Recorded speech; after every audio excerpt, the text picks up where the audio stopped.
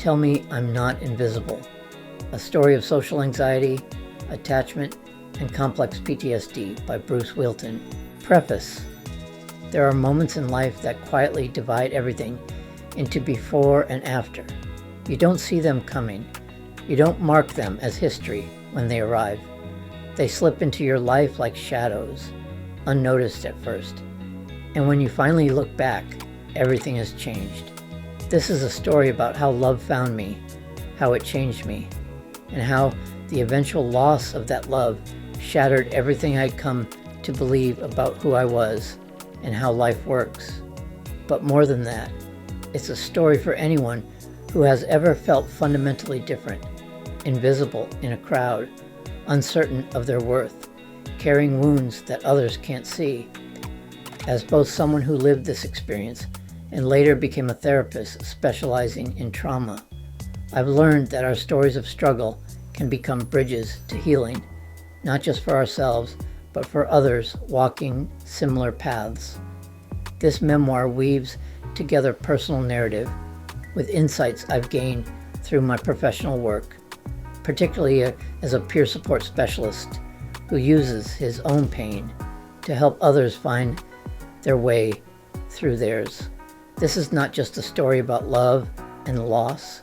It is a story about attachment, what it means to be seen, held, chosen. It's about the lasting impact of childhood emotional deprivation and how trauma can masquerade as personality, making us believe we're fundamentally flawed rather than wounded. And it's about what happens when those crucial bonds are broken, when the very foundation of safety we've built comes crashing down.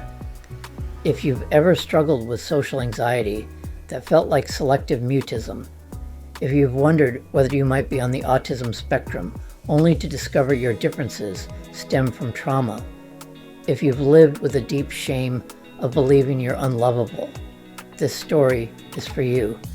It's for those who understand what it means to feel like a ghost in your own life, for survivors of narcissistic abuse, and for anyone grappling with complex PTSD symptoms that seem to emerge just when you thought you had healed. As a child, I knew emotional deprivation. I knew how to hide and survive, but I didn't know how to want because I had never been taught what it meant to be loved.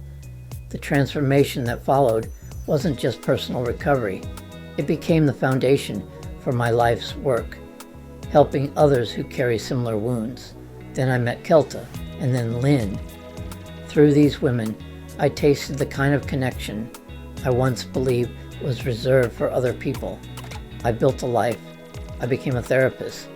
I knew joy and purpose and secure attachment for the first time. And then, in 2000, everything fell apart. What I discovered in that collapse was that healing isn't linear, that attachment wounds can reopen, and that complex PTSD symptoms can resurface even after years of apparent recovery. But I also learned something crucial. Our capacity for connection, once awakened, never truly dies, even when we can barely remember what it felt like to be held. This book is told in two parts. Part one is a love story, a story of healing, of what it means to be truly seen, and how that visibility can transform a life built on invisibility. Part two is about what happens when that love slips away, when loss becomes trauma, when the past you once survived comes roaring back, and when you must learn to live with an activated nervous system that remembers danger everywhere.